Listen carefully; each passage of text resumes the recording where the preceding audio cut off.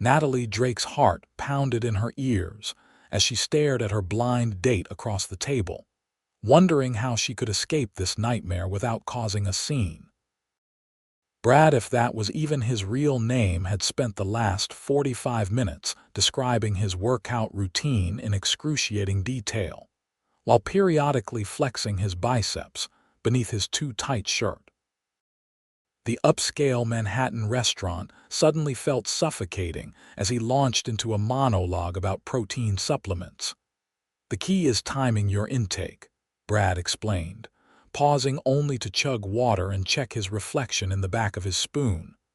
"I'm up to 240 grams daily now." Natalie forced a smile while discreetly checking her watch.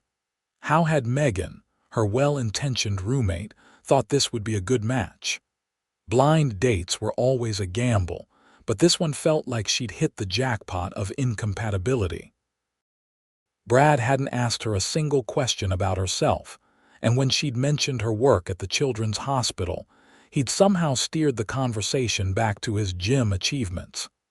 "Excuse me," she murmured, rising from her chair. "I need to use the restroom." Once safely hidden in the elegant bathroom, Natalie pulled out her phone and frantically texted Megan. "Sauce, this guy is unbearable. Need extraction ASAP." Megan's reply came seconds later. "Can't rescue you, stuck at work emergency, so sorry." Natalie groaned, leaning against the cool marble counter. She considered the classic fake emergency call but couldn't bring herself to be that dishonest. Maybe she should just be direct and end the date early. As she debated her limited options, the bathroom door swung open and a tall woman in a designer dress walked in. "You look like you're planning a prison break," the woman observed with a knowing smile. Natalie laughed nervously. "Is it that obvious?" "I've seen that look before," the woman said, applying fresh lipstick in the mirror. "Bad date, the worst. He spent the entire time talking about protein shakes and his gym routine." The woman grimaced sympathetically. "My brother might be able to help. He owns this restaurant and has a system for rescuing people from awful dates. Want me to ask him?" Hope flickered in Natalie's chest. "Would he really do that for a stranger? Trust me, he takes great pleasure in it. Wait here." Before Natalie could respond, the woman disappeared. 5 minutes later, Natalie reluctantly returned to her table, where Brad was now photographing his steak for his fitness Instagram account. "Did you know there are 42 grams of protein in this cut?" he asked without looking up. "Fascinating," Natalie mumbled, wondering if the mysterious woman's offer had been sincere or just bathroom small talk. She didn't have to wonder long. A tall, broad-shouldered man in an impeccably tailored charcoal suit approached their table. His dark hair was neatly styled, and there was something commanding about his presence that immediately captured Natalie's attention. His striking blue eyes found hers, and a warm, conspiratorial smile played across his lips. "Miss Drake," he said, his deep voice both professional and friendly. "I apologize for the interruption, but there's an urgent call for you at the front desk. Something about the Henderson file." Natalie blinked, momentarily confused before understanding dawned. This must be the rescue the woman had promised. "Oh. Yes, of course," she said, quickly gathering her purse. "I'm so sorry, Brad, work emergency, I have to take this." Brad frowned, finally looking up from his plate. "Can't you just handle it tomorrow? I was about to explain my supplement stack." "It's quite urgent, sir," the stranger interjected smoothly. "Miss Drake's client is insisting on speaking with her immediately." Brad shrugged, already returning his attention to his meal. "Whatever. Text me if you want to reschedule." "I'll escort you to the call," the stranger said, extending his hand toward the front of the restaurant. Once they were safely out of Brad's earshot, Natalie released a deep breath.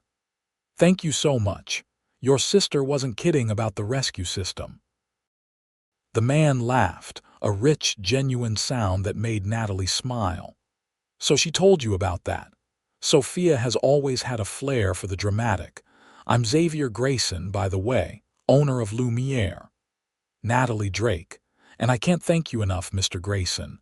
Please call me Xavier." "And it was my pleasure. That guy seemed like a real piece of work.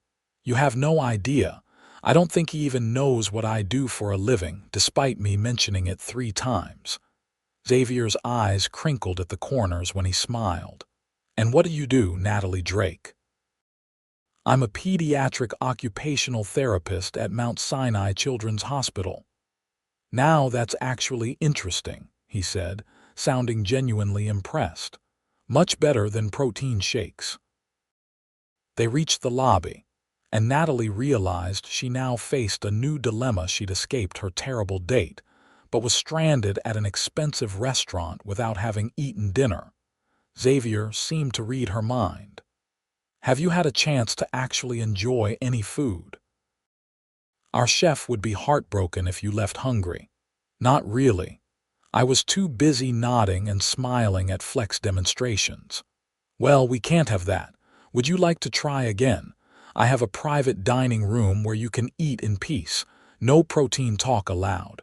Natalie hesitated, studying him. While undeniably handsome, there was something sincere in Xavier's expression that put her at ease. Plus, after suffering through Brad's monologues, she was starving. "That's very kind, but I wouldn't want to impose on the owner." "It would be my pleasure." Consider it an apology for the dating scene in New York being so abysmal. His smile was infectious, and Natalie found herself nodding. "In that case, I accept. Thank you." Xavier led her through the elegant restaurant to a small, beautifully appointed private dining room with a view of the city skyline. A single table was set with fine china and crystal, soft lighting creating a cozy atmosphere. "This is beautiful," Natalie said, gazing around the room. "It's usually reserved for special occasions," Xavier explained, pulling out her chair. "But I think rescuing someone from the date from hell qualifies." A server appeared almost instantly with menus and water, greeting Xavier with clear respect. "Good evening, Mr. Grayson. The usual wine?" "Actually, let's let Miss Drake decide tonight, James." The server turned to Natalie with a smile. "What would you prefer, madam?" Slightly overwhelmed by the attention, Natalie glanced at the extensive wine list. "I'm afraid I'm not much of a wine expert. You trust me to choose?" Xavier asked. After that heroic rescue, "Absolutely." Xavier ordered a bottle of wine Natalie couldn't pronounce, and James disappeared to retrieve it. "So, what made you open a restaurant?" Natalie asked, genuinely curious about her unexpected dinner companion. "It was actually my parents' dream first," Xavier explained, his expression softening. "They owned a small French bistro in Brooklyn where I grew up working. When they retired 5 years ago, I bought this place to expand on their legacy. Lumiere means light in French." "That's beautiful," Natalie said. "Is the restaurant business your primary focus?" A slight smile played across Xavier's lips. "One of them. I have other ventures as well, but the restaurant has a special place in my heart." The wine arrived, and after a brief tasting ritual, Xavier nodded his approval. As James poured their glasses, Natalie found herself studying Xavier more closely. There was something about him that suggested both confidence and warmth, a combination she rarely encountered. "Now," Xavier said once they were alone again, "tell me about pediatric occupational therapy. It sounds important." "It is," Natalie said, surprised and pleased by his interest. "I work with children who have various physical, cognitive, or developmental challenges, helping them build the skills they need for everyday activities most people take for granted." "Like what?"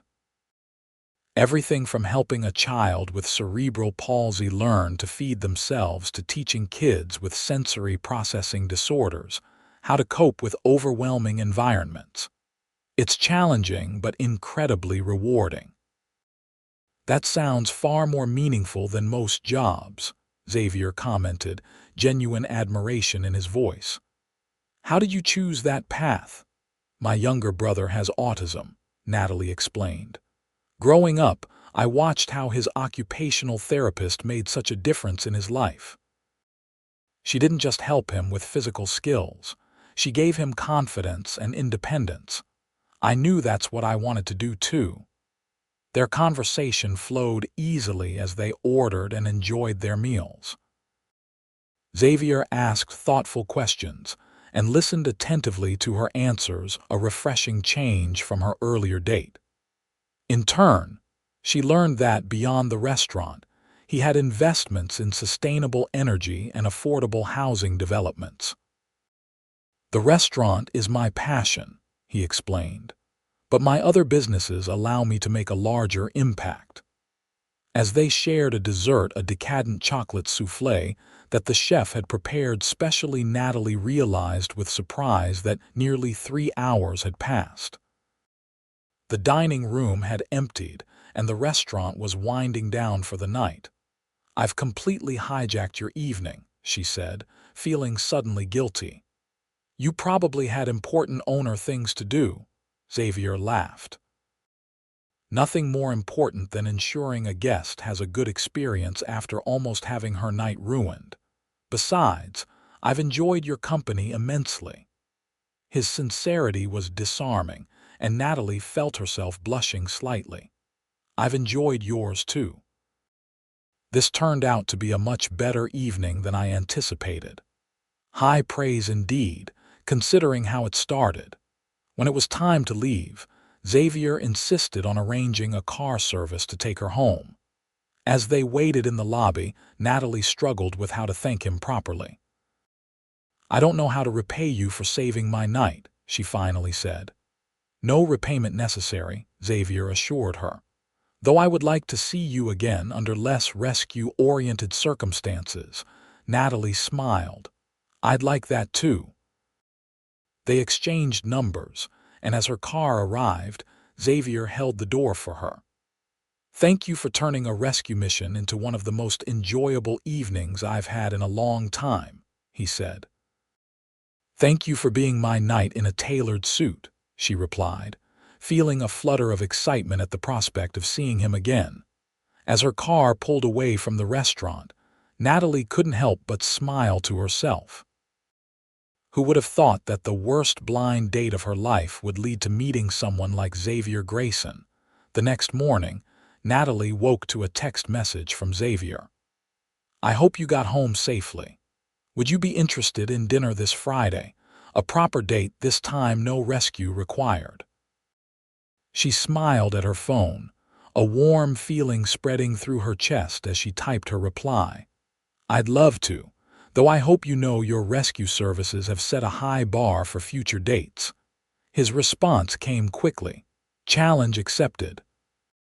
At work that day, Natalie found herself distracted between therapy sessions, her mind drifting to her unusual evening with Xavier. There had been something so natural about their conversation, so easy in the way they connected. It was rare to meet someone who showed genuine interest in her work and passions.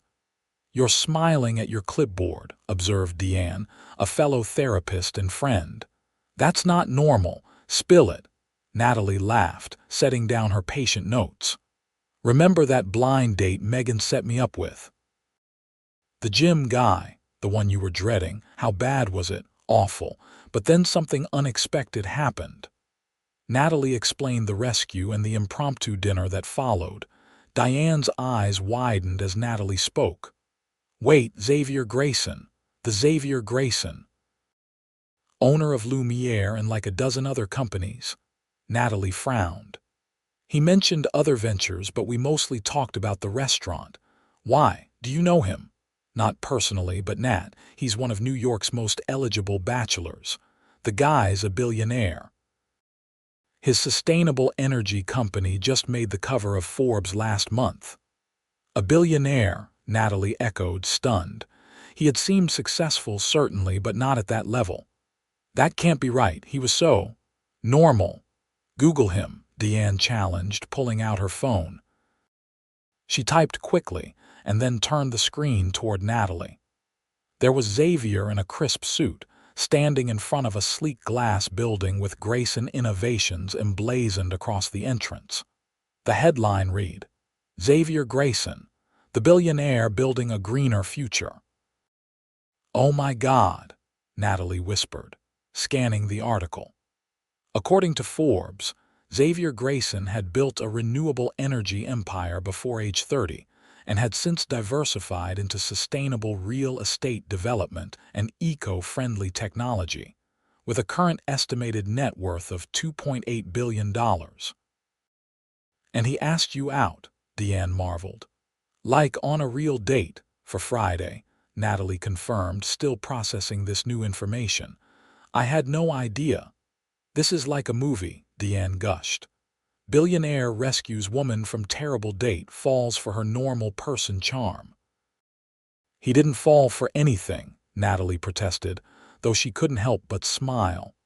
"We just had a nice conversation." "A 3-hour conversation in his private dining room," Deanne pointed out.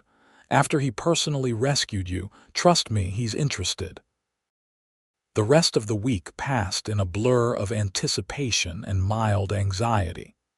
Natalie tried to push Xavier's wealth from her mind. After all, she had enjoyed his company before knowing about his billionaire status.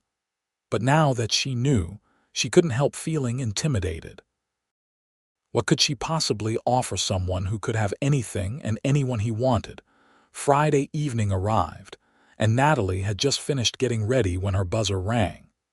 Assuming it was the car service Xavier had mentioned sending, she grabbed her purse and headed downstairs. Instead, she found Xavier himself waiting on the sidewalk beside a classic midnight blue Aston Martin. "I hope you don't mind," he said, looking slightly unsure for the first time since she'd met him. "I thought I'd pick you up myself." Natalie took in his casual elegance, dark jeans and a light blue button-down that matched his eyes perfectly. "Not at all, though I'm surprised a billionaire does his own driving." Xavier winced slightly. "Ah, so you found that out." "It came up," she admitted as he opened the passenger door. "You might have mentioned it somewhere between rescuing me and ordering wine I can't pronounce." "Would it have changed anything if I had?" he asked once he was settled in the driver's seat. Natalie considered this. "It might have made me more nervous during dinner." "Then I'm glad I didn't," he said with a smile, starting the engine. "I wanted you to see me, not my bank account." The car glided smoothly into traffic, and Natalie noticed how comfortably Xavier navigated the busy New York streets. "So, where are we going?" "I thought we'd try something a little different," he replied. "Something without white tablecloths and sommeliers. I want to know the real Natalie Drake, not the one who was stuck on a bad blind date." 30 minutes later, they pulled up to a lively night market in Queens, where dozens of food stalls offered cuisines from around the world. The air was filled with delicious aromas and the sounds of sizzling grills and cheerful conversations. "This is one of my favorite places in the city," Xavier explained as they walked among the stalls. "No reservations, no pretension, just amazing food and real people." Natalie watched as Xavier greeted several vendors by name, easily conversing in multiple languages as they made their way through the market. Despite his wealth and status, he seemed completely at ease in this unpretentious setting, genuinely enjoying the simple pleasure of street food and casual conversation. They sampled Thai curry, Venezuelan arepas, Korean bulgogi, and Egyptian kashari, eating at communal tables alongside local families and other couples. Xavier insisted they try everything that caught their interest, sharing each dish and discussing their favorites. "You know," Natalie said as they shared mango sticky rice for dessert, "this isn't what I expected for our date." Disappointed? Xavier asked, a hint of vulnerability in his question. Not at all, she assured him. This is perfect. I guess I expected something more. Extravagant. He supplied. Private jets and champagne. Natalie laughed. Something like that. I can do extravagant, Xavier admitted. But it gets hollow after a while. Places like this where the focus is on good food and genuine connection, these are the experiences that actually matter. As they continued exploring the market, Xavier shared more about his background. He had grown up helping in his parents' modest Brooklyn bistro, the son of a French immigrant father and American mother. Though they weren't wealthy, his parents had emphasized education and hard work, values that had served him well when he earned a scholarship to MIT. I developed a solar technology in graduate school that became the foundation for my first company, he explained. The success of that venture led to others, and things grew faster than I ever expected. And yet you still wanted to run a restaurant, Natalie observed, even with billion-dollar companies demanding your attention. The restaurant connects me to my roots, Xavier said simply. When I'm there, I'm not a CEO or an investor. I'm just the boy who learned to make bechamel sauce in his father's kitchen. It keeps me grounded. After the night market, they walked through a nearby park where a local band was performing. Without discussing it, they found themselves joining the small crowd of listeners, swaying to the music under strings of fairy lights. May I? Xavier asked, extending his hand as the band shifted to a slower melody. Natalie nodded, stepping into his embrace. As they danced, she was struck by how natural it felt to be in his arms, how easily they moved together. He held her with confidence but also gentleness, his hand warm against the small of her back. Thank you for tonight, she said softly, for showing me this side of you. Thank you for giving me the chance, he replied. It's been a long time since I've met someone who sees past the headlines. The evening ended with a leisurely drive back to her apartment. As Xavier walked her to her door, Natalie felt a familiar mixture of anticipation and nervousness. I had a wonderful time, she said when they reached her apartment. So did I, Xavier replied, his blue eyes warm in the hallway light. Would it be too forward to ask when I can see you again? Natalie smiled. Not forward at all. I'm free Sunday afternoon. Sunday it is, he agreed.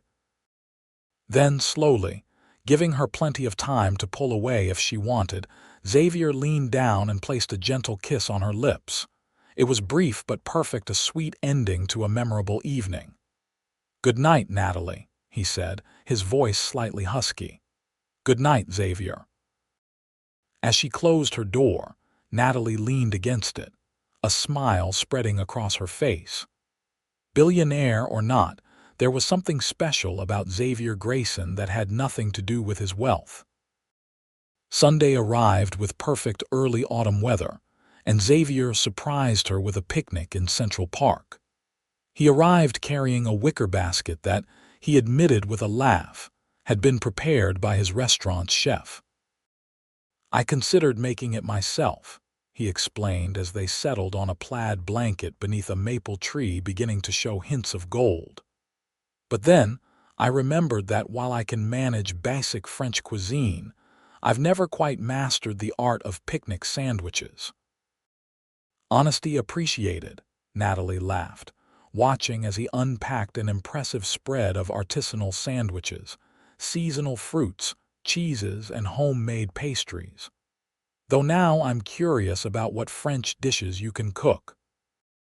I make a decent coq au vin and a respectable ratatouille, Xavier said, pouring sparkling water into 2 glasses. My soufflés are still hit or miss, but my father taught me never to admit defeat in the kitchen. Their conversation flowed as easily as it had on their previous encounters, moving from childhood stories to favorite books to travel experiences. Xavier described his work developing affordable, energy-efficient housing in underserved communities, a project that clearly held special meaning for him. Real estate development is usually about maximizing profit, he explained, his expression earnest. But I'm trying to prove you can build quality, sustainable housing that ordinary people can afford, while still making enough return to attract investors. Is that why you became so focused on sustainability? Natalie asked, genuinely interested in understanding what drove him. Xavier nodded. Partly. I also saw how climate issues disproportionately affect vulnerable communities. My success gives me the resources to address problems at a scale most can't. It would feel wrong not to use that opportunity. Natalie was struck by his sincerity. In her experience, most wealthy people talked about charity as an obligation or for public relations. Xavier spoke of his projects with passion and purpose. After their picnic, they spent hours walking through the park, stopping to listen to street musicians and watching an impromptu Shakespeare performance. When a little girl dropped her ice cream cone and burst into tears, Xavier didn't hesitate to buy her a replacement, crouching to her level to hand it over with a kind smile. "You're good with kids," Natalie observed afterward.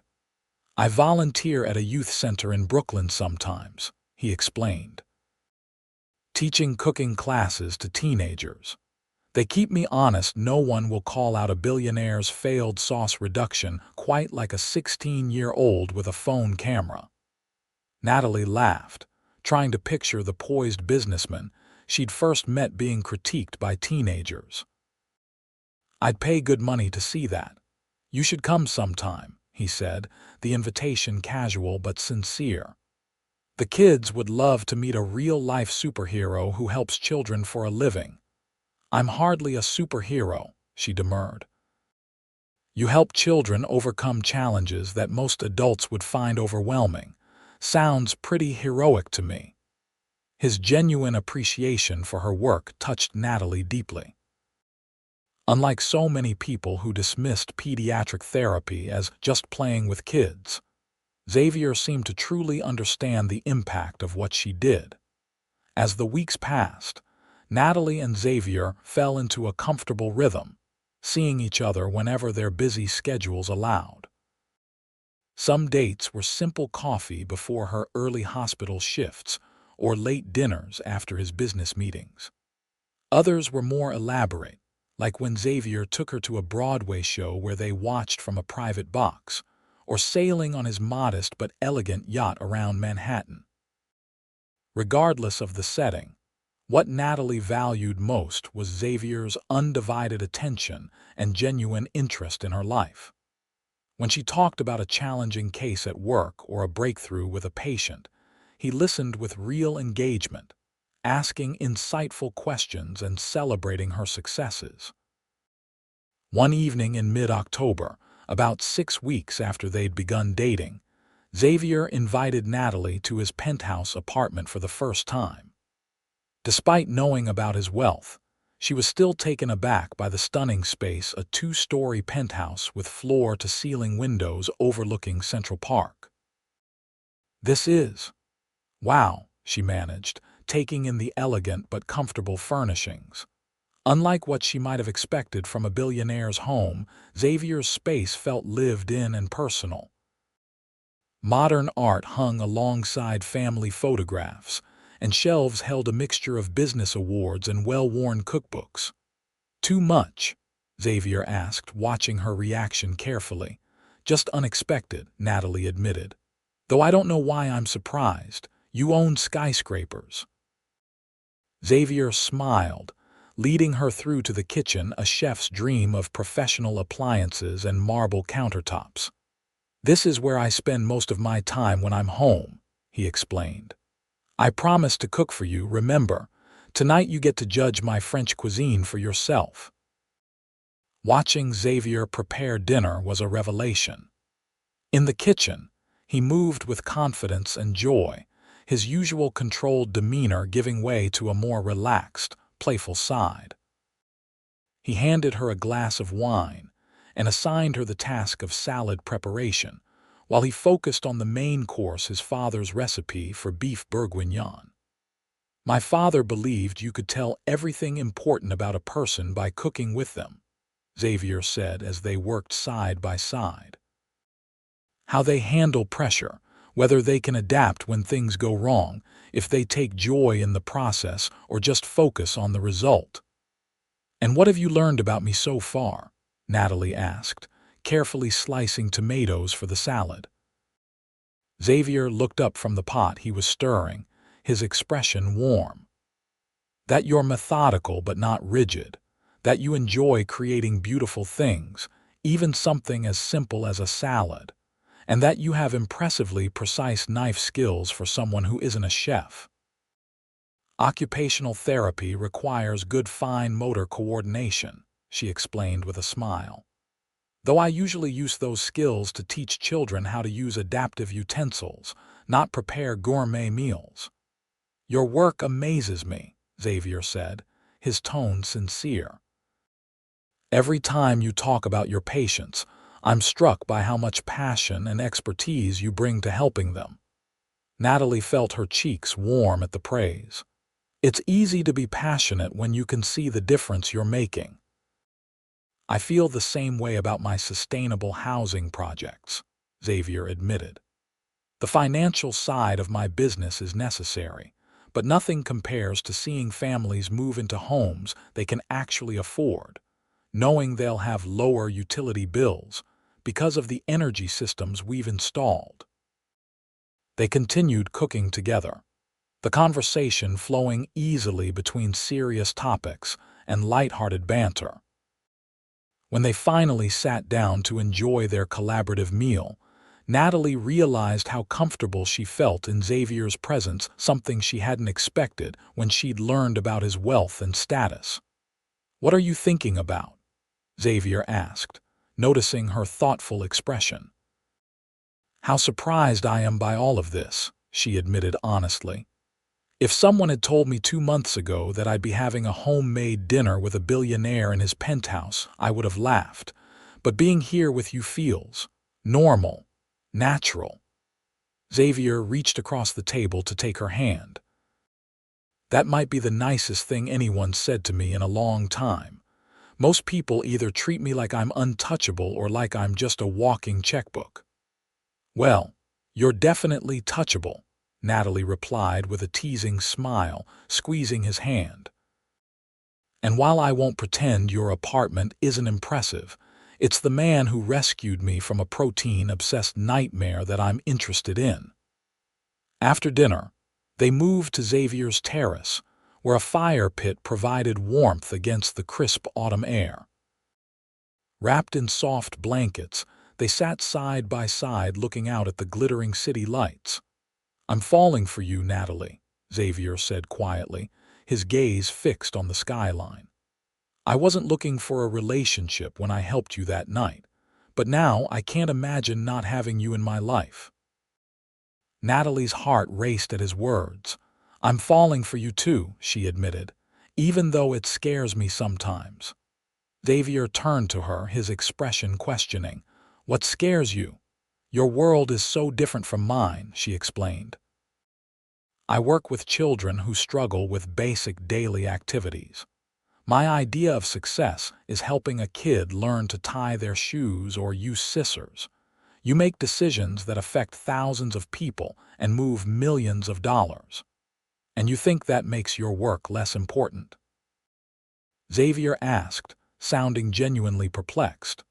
"No, but it makes our lives very different. You fly private jets to international business meetings. I take the subway to the hospital and come home with finger paint on my clothes." Xavier's expression softened as he gently cupped her face. "Natalie, do you know what I admire most about you? Your compassion and purpose. Every day you change lives in tangible ways. That's worth more than any business deal I'll ever make." Before she could respond, he leaned in and kissed her deeply. Unlike their previous kisses, which had been tender but restrained, this one held all the passion and longing they'd been carefully controlling. Natalie responded with equal fervor, her hands moving to his shoulders as she drew him closer. When they finally broke apart, both slightly breathless, Xavier rested his forehead against hers. "I don't want our different worlds to keep us apart," he said softly. "I want to find a way to bring them together." That night marked a turning point in their relationship. As October gave way to November, Natalie and Xavier grew increasingly entwined in each other's lives. He began attending hospital fundraisers with her, charming her colleagues and donating generously to the pediatric wing's expansion. She accompanied him to business events, offering a grounding perspective when he became too focused on work. One particularly memorable evening, Xavier arrived at Natalie's apartment looking unusually agitated. "What's wrong?" she asked immediately, recognizing the tension in his shoulders. "The funding for my Brooklyn housing project is in jeopardy," he explained, pacing her small living room. "One of the major investors pulled out this morning, claiming the return isn't high enough to justify the risk. Can you replace the funding?" "I could cover it myself," Xavier admitted, running a hand through his hair. "But that defeats the purpose of creating a model other developers can replicate. If it only works when a billionaire absorbs the risk, it won't change industry practices."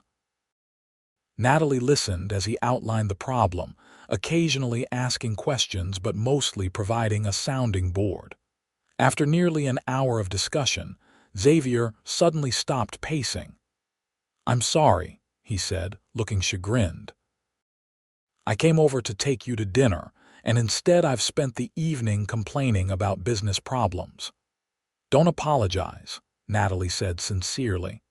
"I'm glad you feel comfortable enough to share these things with me. Besides, this project matters to you, which means it matters to me too." Xavier studied her for a moment, his expression softening. "You know, I've dated women who were only interested in the glamorous side of my life, the parties, the travel, the luxuries. You're the first person who's genuinely engaged with the work that gives my life meaning." "That's because the work you do says more about who you are than the size of your bank account," Natalie replied honestly. 2 days later, Xavier called her sounding excited. "Remember that housing project crisis? I think I've found a solution, and it's partially thanks to you." "Me?" "What did I do?" "You mentioned how the hospital partners with community organizations for some of your outreach programs. It got me thinking about alternative funding structures. I've just secured a partnership with 3 nonprofit foundations who are willing to create a special investment fund for sustainable housing developments. We'll still make a profit, but on a longer timeline that allows for lower initial returns." "Xavier, that's wonderful." "I want to show you the project site," he said. "Are you free this weekend? It's in Brooklyn, not far from where I grew up." That Saturday, Xavier drove them to a formerly industrial area of Brooklyn where construction was already underway on several blocks of mixed-use buildings. As they walked the site, hard hats on, Xavier explained his vision with contagious enthusiasm. "These ground floors will be community spaces and affordable retail locally owned businesses, not chains. The upper levels will be a mix of affordable and market-rate apartments, all built with the same quality and sustainability features." He pointed to the roof. "Solar panels and rainwater collection systems will significantly reduce utility costs for residents." Natalie watched him interact with the construction foreman and several workers, struck by how he knew everyone's name and asked about their families. These men and women clearly respected him not just as the boss, but as someone who valued their expertise and treated them with genuine regard. "You're remarkable, you know that," she said when they were alone again. "Most people with your resources would be content with traditional philanthropy, writing checks and attending galas, but you're creating systems that address root problems." Xavier looked surprisingly vulnerable at her praise. My father always said that real change requires more than generosity, it requires reimagining how things work. He took her hand as they walked. Having you see and appreciate that means everything to me. As November progressed, their relationship deepened further. Xavier began keeping clothes at Natalie's apartment for nights when they were too tired to travel across town. She carved out space in her schedule to accommodate his occasional last-minute invitations to industry events or impromptu dinners. At work, Natalie found herself incorporating some of Xavier's business strategies into her therapy practice, creating more efficient documentation systems, and developing partnerships with community organizations to extend services to underserved children. "You've been different lately," observed Deanne during their lunch break one day. "More confident, and you've been implementing all these innovative changes." Natalie smiled, realizing how much Xavier's influence had expanded her thinking. "I guess I've been learning to approach problems from new angles." "Does this have anything to do with your billionaire boyfriend?" Deanne teased. "He's not just a billionaire," Natalie corrected automatically. "But yes, Xavier has shown me that thinking bigger doesn't have to mean compromising on what matters."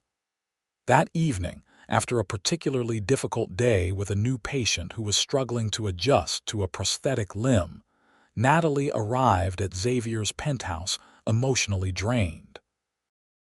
Without her having to explain, he drew her a bath with essential oils, made her favorite comfort food, his mother's recipe for French onion soup, and simply held her while she talked through her frustrations. "Sometimes progress is so slow," she confessed, curled against him on his sofa. "This little boy has been through so much already, and watching him struggle breaks my heart." "But you don't give up," Xavier observed, gently stroking her hair. "That's why you're exceptional at what you do. You stay in the hard moments with these kids, helping them find their way through." His understanding soothed her in a way few people could manage. Most friends offered platitudes or tried to fix her problems, but Xavier simply acknowledged the difficulty while affirming her capability. "I love you," Natalie said suddenly, the words emerging before she'd consciously decided to speak them. They had been dancing around the sentiment for weeks, but neither had actually said the words until now. Xavier's hand stilled in her hair, and for a moment Natalie worried she'd spoken too soon. Then he tilted her chin up to meet his gaze, his blue eyes shining with emotion. "I love you too, Natalie," he said softly. "More than I thought possible." Their kiss was tender and deep, filled with the certainty of their feelings for each other. Later that night, their lovemaking held a new dimension of intimacy, a physical expression of the emotional connection that had been building since that first rescue in his restaurant. As they lay together afterward, Natalie traced idle patterns on Xavier's chest, content in a way she'd never experienced before. "Move in with me," Xavier said quietly, his voice rumbling beneath her ear. Natalie propped herself up to look at him. "What?" "Move in with me," he repeated, more confidently this time. "I know it's only been a few months, but I want to fall asleep with you every night and wake up with you every morning. I want your therapy journals mixing with my business reports on the coffee table. I want this to be our home, not just mine." The sincerity in his eyes made her heart swell, but Natalie hesitated. "Xavier, I love you, but this is your space. Everything here is so expensive," he suggested with a small smile. "I was going to say you," she clarified. "This place reflects your taste, your life. Where would I fit?" Xavier sat up, taking her hands in his. "That's exactly why I want you here, Natalie. You've changed my life in the best possible ways. This apartment needs your warmth, your practical sensibility, your children's art projects stuck to the refrigerator. It needs to be ours, not just mine." Natalie considered his words, looking around the beautiful but somewhat impersonal space. "I'd want to make some changes," she warned. "More color, comfortable furniture, maybe a room I could use for preparing therapy materials." "Yes to all of it," Xavier agreed immediately. "We can redecorate, renovate, whatever you want, or we could look for a new place together if you prefer. The point is being together, not the address." His eagerness made her smile. "You're really serious about this?" "Completely serious," he confirmed. "I want a life with you, Natalie. This is just the beginning." After a thoughtful pause, Natalie nodded. "Yes, I'll move in with you, but I insist on contributing to household expenses." Xavier looked like he might argue this point, but seemed to recognize the importance of her independence. "We'll work out an arrangement that feels fair to you," he agreed. The weeks that followed were a whirlwind of activity. While Natalie, initially worried about combining her modest belongings with Xavier's luxury items, they discovered their styles complemented each other surprisingly well. His minimalist aesthetic was warmed by her colorful accessories and personal touches. They converted one of his rarely used guest rooms into a combination home office and therapy preparation space for Natalie, complete with specialized storage for her professional materials. By mid-December, the penthouse had transformed from a showcase home to a true living space. Family photos lined the hallway, including several of Natalie with her brother. A collection of handmade thank-you cards from her patients brightened the refrigerator door.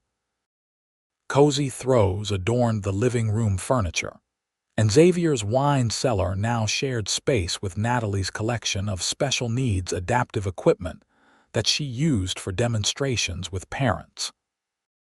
Their first official evening in their shared home, Xavier surprised Natalie with a small dinner party, inviting her closest friends and family to celebrate.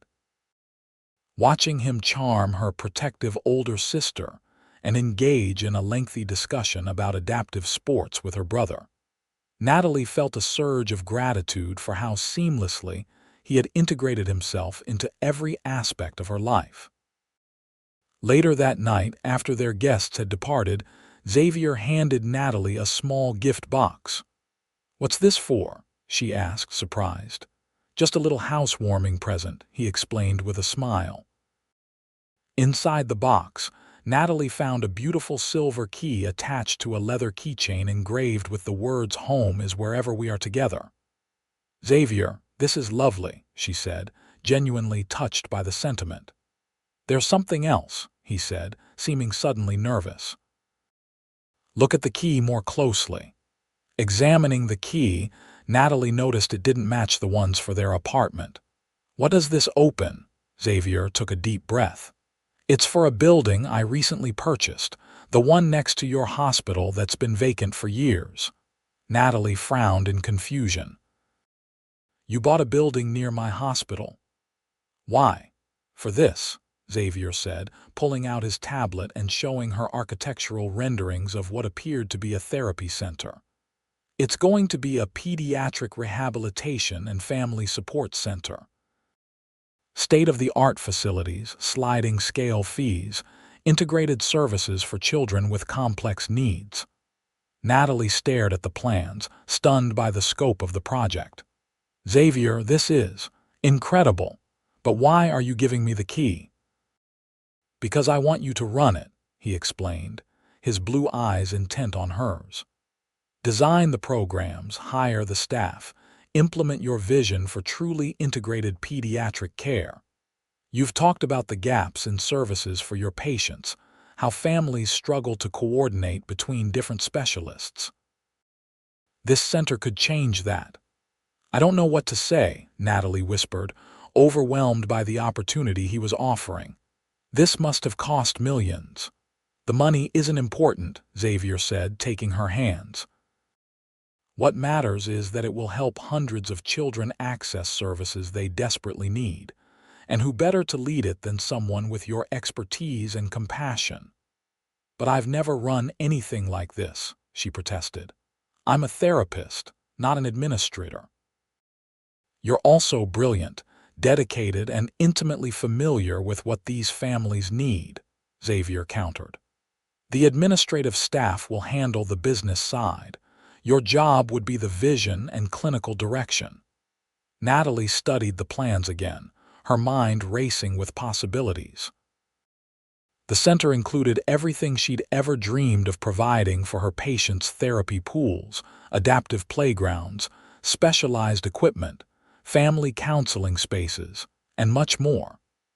"This is the most thoughtful gift anyone has ever given me," she said finally, tears gathering in her eyes.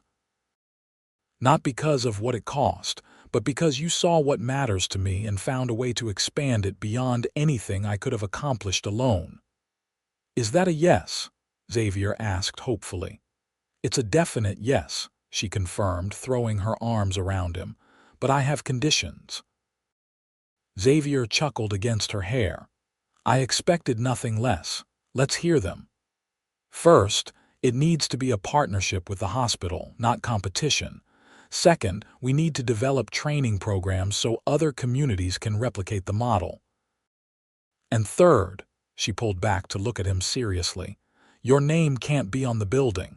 This can't be about publicity for you or tax write-offs." "I agree to all three conditions," Xavier said without hesitation. "I never wanted my name on it anyway. This is about the children and families, not about me." Natalie kissed him deeply, overwhelmed by his generosity and understanding. "I love you, Xavier Grayson. I love you too, Natalie Drake, and I will never stop finding ways to support your dreams just as you support mine." In the months that followed, Natalie divided her time between her hospital position and developing the new center. Xavier connected her with the best healthcare consultants while respecting her clinical expertise and vision. Together, they created something neither could have accomplished alone: a model facility that combined Xavier's business acumen and resources with Natalie's frontline experience and therapeutic knowledge. By spring, the Sunshine Center, named by a young patient in a community contest, was nearing completion. Xavier had insisted on sustainable building practices throughout the renovation, installing energy-efficient systems that would minimize operating costs and create a healthy environment for vulnerable children. As they walked through the nearly finished therapy gym one evening, Natalie paused to watch Xavier discussing adaptive playground equipment with the installation team. He was asking detailed questions about safety features and accessibility, having clearly done research on his own. "You've become quite knowledgeable about pediatric therapy," she observed when he rejoined her. Xavier smiled. "I have an excellent teacher. Besides, I want to understand what matters to you." "It's more than that," Natalie said, taking his hand. "You genuinely care about these children." "Of course I do," he replied simply. "How could I not, knowing what a difference proper support can make in their lives?" In that moment, watching him engage so thoroughly with her world, Natalie realized just how completely their lives had intertwined. Xavier wasn't just supporting her work, he had made it part of his own mission, just as she had become involved in his sustainability initiatives. 2 weeks before the center's grand opening, Xavier surprised Natalie with a weekend getaway to a small coastal town in Maine. They stayed in a charming oceanfront cottage, far from the demands of their busy New York lives. On their second evening, Xavier suggested a sunset walk along the beach. The air was crisp, but not cold, the sky painted in spectacular shades of pink and gold as the sun descended toward the horizon. "This reminds me of walks I took with my father," Xavier said as they strolled hand in hand along the shoreline. "He would say that the ocean reminds us of what truly matters, that no matter how important we think we are, we're just small parts of something much greater." "Your father sounds very wise," Natalie commented, enjoying this glimpse into Xavier's childhood. He was, still is, Xavier agreed. He also told me that when I found the right person to share my life with, I would know because they would make me want to be better than I am. Natalie squeezed his hand. And have you found that person? Xavier stopped walking and turned to face her, the setting sun illuminating his features with golden light. I have, he said softly. You challenge me every day, Natalie. You make me see the world differently. You remind me that true success isn't measured in dollars, but in the lives we touch. Before Natalie could respond, Xavier lowered himself to one knee in the sand, pulling a small velvet box from his pocket. Her heart began to race as she realized what was happening. Natalie Drake, Xavier said, his voice steady despite the emotion shining in his eyes. From the moment I rescued you from that terrible date, I've been falling more deeply in love with you every day. You've brought joy, purpose, and balance into my life. You've seen the real me beyond the billionaire label, and you've shown me a kind of love I never thought I'd find. He opened the box to reveal a stunning but tasteful ring, a deep blue sapphire surrounded by smaller diamonds. I chose a sapphire because it reminded me of the night we met, Xavier explained. You were wearing a blue dress that matched your eyes exactly. I knew before we even spoke that you were special. Tears filled Natalie's eyes as Xavier continued. I want to spend my life with you, Natalie, supporting your dreams, building a family, and creating a legacy of positive change together. Will you marry me? Yes, Natalie whispered, then more loudly. Yes, Xavier, I will marry you. Xavier's face broke into a radiant smile as he slipped the ring onto her finger.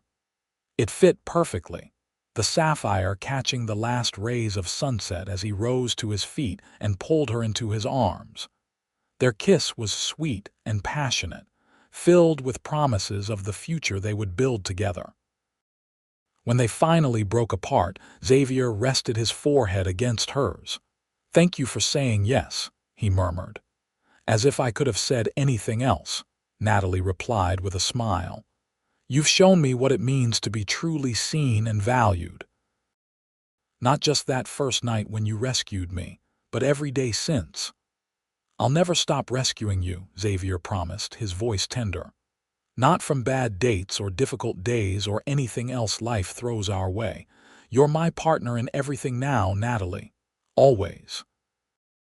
They returned to New York as fiancés, immediately swept into final preparations for the Sunshine Center's opening. The ceremony, attended by hospital staff, city officials, and families of future patients, was a perfect reflection of their shared vision. Xavier stood proudly in the background as Natalie delivered a moving speech about creating spaces where children of all abilities could thrive. This center exists because someone saw a need and had the courage to address it differently, she told the gathered crowd.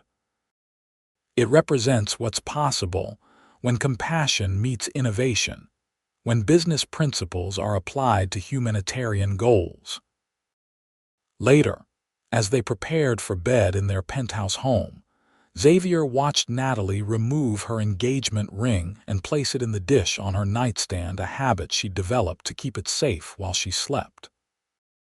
You know, he said thoughtfully, if someone had told me a year ago that a failed blind date would lead me to the love of my life, I would have laughed. If someone had told me that being rescued from a protein-obsessed narcissist would lead to all this, Natalie replied, gesturing to encompass their home, her ring, and the future they were building, I would have said they were reading too many fairy tales. Xavier pulled her into his arms. Maybe the best love stories are a bit like fairy tales, unexpected rescues, surprising connections, and the discovery that what you needed was waiting where you least expected to find it. With one important difference, Natalie added, stretching up to kiss him softly. Fairy tales end with happily ever after. Our story is just beginning. And what a beautiful beginning it is, Xavier murmured against her lips, holding close the woman who had changed his life from the moment he'd stepped in to rescue her. In the quiet of their bedroom, with the city lights twinkling beyond their windows, they held each other, secure in the knowledge that some rescues become permanent and some chance encounters become destiny. For Xavier and Natalie, what had started as a simple act of kindness had blossomed into a love that would sustain them through all the chapters of their story, yet to be written a story of partnership, purpose, and the kind of love that transforms not just two lives, but countless others through the ripples of their shared vision. As they drifted to sleep in each other's arms, both were certain of one thing. The night Xavier had rescued Natalie from that awkward date had been just the first of many rescues they would perform for each other throughout their lifetime together, each one strengthening the bond between them and reminding them that sometimes the most valuable things in life arrive in the most unexpected moments.